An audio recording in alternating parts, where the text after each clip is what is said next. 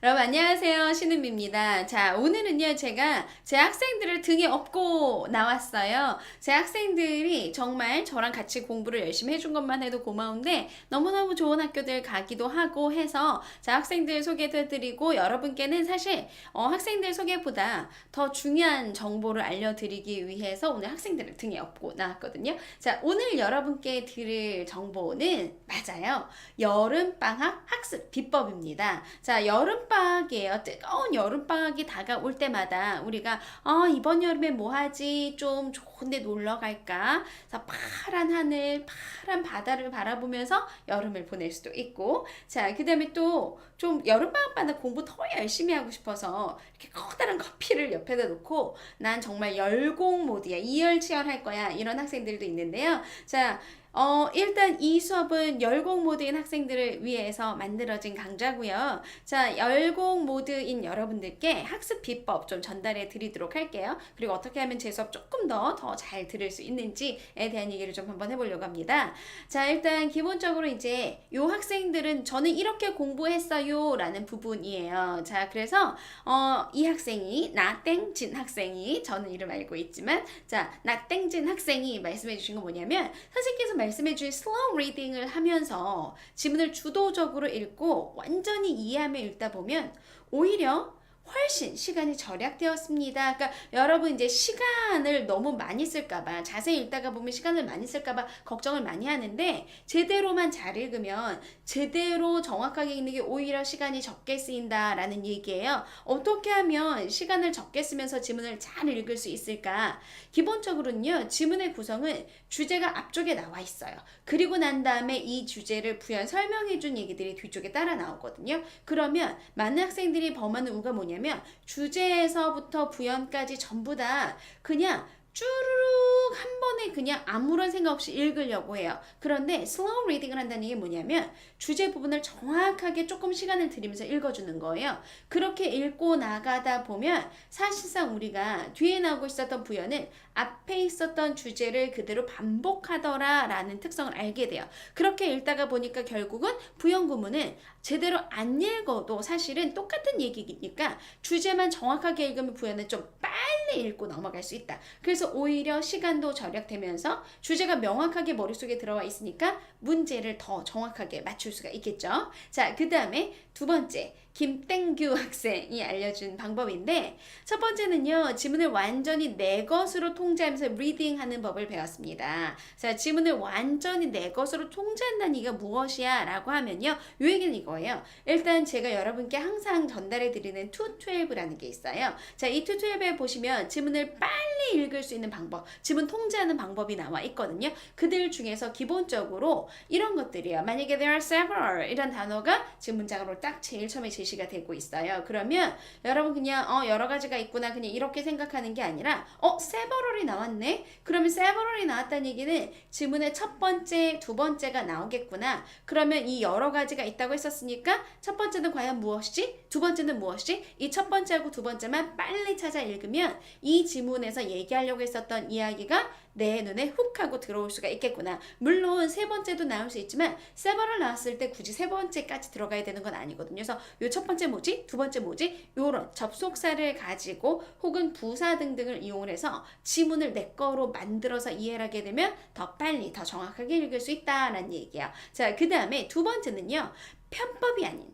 전공법으로도 충분히 단기간에 점수가 나올 수 있도록 해주신 점입니다 라고 했는데요. 자, 전공법으로 점수를 빨리 낼 수 있는가?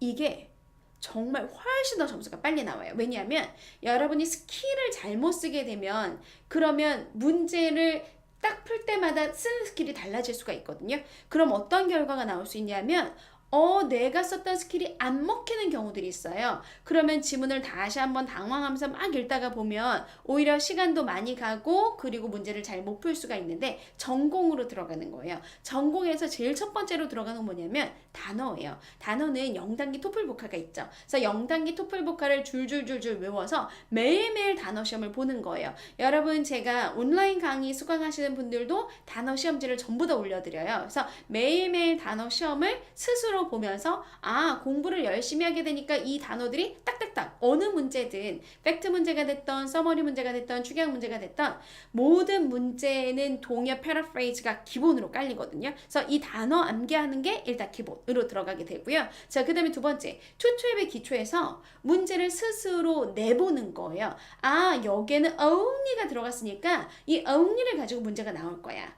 여기에는 intention이란 단어가 들어갔으니까 intention을 가지고 문제가 나올 거야. 이렇게 머릿속으로 생각을 한번 해보는 거예요. 그리고 난 다음에 정답도 만들어보고 오답도 만들어보고, 그래서 본인이 스스로 정답과 오답을 만들어보게 되면, 그러면 시험 문제를 풀 때도 이 부분에서 문제 출제자가 문제를 내겠구나, 이게 자기 머릿속에 먼저 들어오는 거죠. 그래서 진짜 많은 학생들이 이 문제 내기 스킬을 쓰면서, 여기 이제 여러분 어느 강좌에 들어있냐면 90 플러스 정규 강좌에 들어있는데요. 문제 스스로 내보는 거 계속 연습하면 시험장에서 진짜 깜짝깜짝 놀래요. 왜냐면 나는 그냥 지문을 읽고 있는데 문제의 정답도 보이고 그리고 오답도 보이게 되는 포인트가 만들어지거든요. 그래서 이것도 굉장히 중요한 스킬이니까 잘 쓰시면 좋을 것 같아요. 자, 다음 학생 만나볼게요. 다음 학생은 당장 필요한 연습은 답이 되는 부분만 읽어서 찾는 방법이 아니라 지문 전체를 파악할 수 있는 능력이라고 하셨습니다. 라고 했어요. 자, 여러분 이제 여기서 굉장히 많이 낚여요. 왜냐하면 지문 전체를 파악한다고 하니까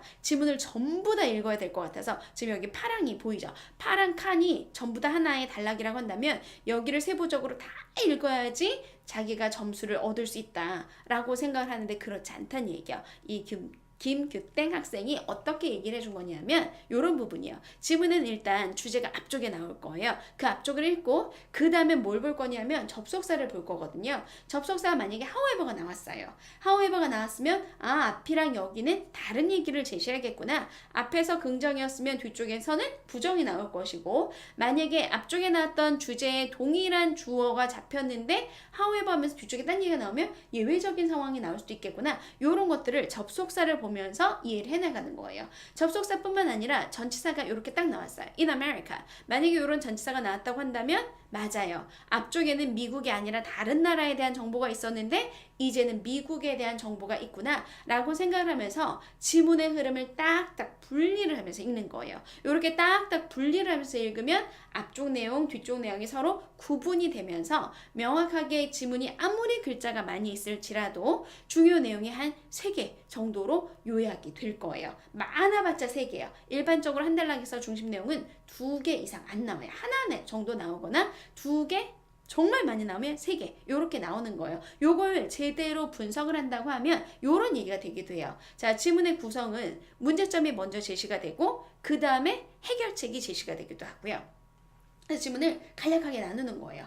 요 단락, 요 부분은 문제점이었는데 이제 이게 해결이 되는구나. 아니면 여기는 긍정적인 얘기가 나오고 있었는데 however 들어가면서 여기서부터는 부정적인 정보가 등장하는구나. 이렇게 두 부분으로 탁탁 나누는 거죠. 혹은 지문에 나열이 막 나오고 있어요. 그러면 얘가 그냥 A, B, C, D라는 일반 나열인지 아니면 여기에서 A는 이러한데 B는 저러해 라고 서로 차이점을 대조를 하고 있는지, A에 비해서 B는 더 뭐뭐해 라고 해서 비교를 하고 있는지, 그래서 일반 나열을 비교나 대조로 바꿔서 선택지의 기술하면 오답이 되거든요. 그래서 이런 것들을 분리하면서 읽으면 훨씬 더 지문에서 깔끔하게 지문을 읽을 수가 있고, 문제를 풀 때도 오답의 포인트들이 눈에 탁탁 들어오게 되는 거예요. 자, 그 다음에 지문 또 다시 읽을 때 이건 원인이고 이건 결과구나. 그래서 원인과 결과를 분리해내는 거. 문제가 다음 중 A의 원인이 아닌 것은 이렇게 들어가면 맞아요. 결과가 답으로 들어가면 되겠구나. 이런 것들을 파악하게 되면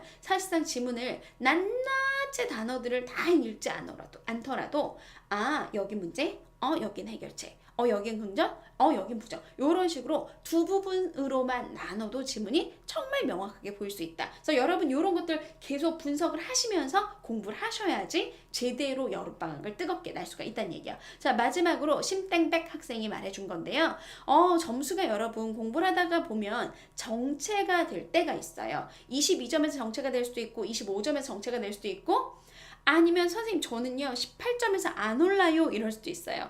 자기가 일단 20점이 안 된 상황에서 점수에 정체가 되고 있다라고 하면 해석부터 하셔야 돼요.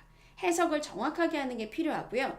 이미 이제 20점은 넘었어요. 20점은 넘었는데 아무리 해도 점수가 안 올라. 이 경우는 무슨 얘기냐면 뭔가 구멍이 났다는 얘기거든요. 이때는 이 구멍을 찾아야 되는데 오답을 제대로 분석해야 되는 경우들이 있어요. 우리가 이제 해석 연습을 열심히 하다가 보면 지문에만 매달려서 본인은 지문 해석이 되면 해석이 다 된다고 생각할 수가 있거든요. 그런데 사실은 지문은 해석에서 제일 해석하기 쉬운 영역이에요. 정확하게 해석할 때 해석이 어려운 부분은 오히려 선택지를 해석하지 못하거나 문제 자체를 해석을 제대로 못할 때가 있거든요. 근데 문제는 딱 정해져 있어요. 문제는 A라는 것에 대해서 원인이 뭐니? A라는 것에 대해서 결과는 뭐니? A가 왜 언급이 되고 있니? A라는 것의 주제가 뭐니? 이런 식으로 문제는 딱 정해져 있는데 선택지는 본인의 해석 능력에 따라 선택지가 제대로 해석이 안 될 수가 있거든요. 이때 이제 여러분 신경 쓰셔야 되는 게 212에 나왔던 단어들이 선택지 있는가? 212에 있었던 단어들은 문제 출제자가 항상 포인트를 잡아서 문제를 내고 혹은 오답을 만드는 것들이어서 212에 있었던 단어를 내가 혹시 얘가 중요한 단어인데 제대로 보지 않고 넘기고 있지는 않았는지, 그러면서 지문을 봤었을 때 지문에 나왔던 A란 단어가 있었는데 이 단어를 내가 일반화를 잘못 시키고 있는 건 아닌지. 예를 들자면 일반화 오류는 이런 거예요. 자, 단어 중에서 arid란 단어가 있어요.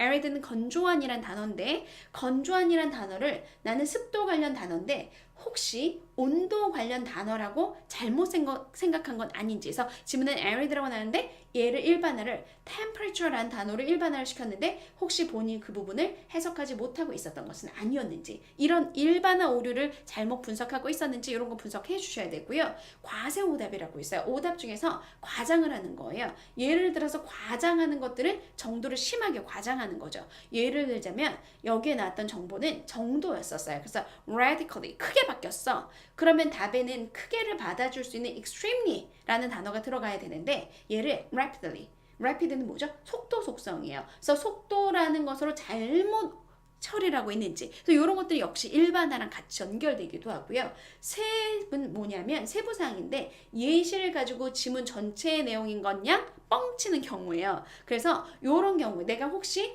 예시랑 주제를 구분하지 못했는지 이런 것들을 제대로 보면 그러면 여러분이 정체기도 극복할 수가 있고 지문을 볼 때 포인트만 딱딱딱딱 찾아서 남들보다 빠르게 지문을 읽을 수도 있습니다. 그래서 그런 것들 잘 기억하시면서 문제를 열심히 풀어보면서 여름을 나면 다음번엔 저처럼 저한테 아까 우리가 봤었던 학생들처럼 뒤에 딱 제 배경으로 저의 든든한 백이 여러분이 다음번에 되어주셨으면 좋겠습니다. 자, 그럼 우리 본강에서 만나는데요. 본강 보기 전에 요 영상 꼭 보셨으면 좋겠고 지문 항상 읽을 때도 우리가 지금 얘기했던 것처럼 지문을 나누면서 잘 분리하면서 읽는 거 준비해가지고 수업 시간에 같이 만날 수 있었으면 좋겠습니다.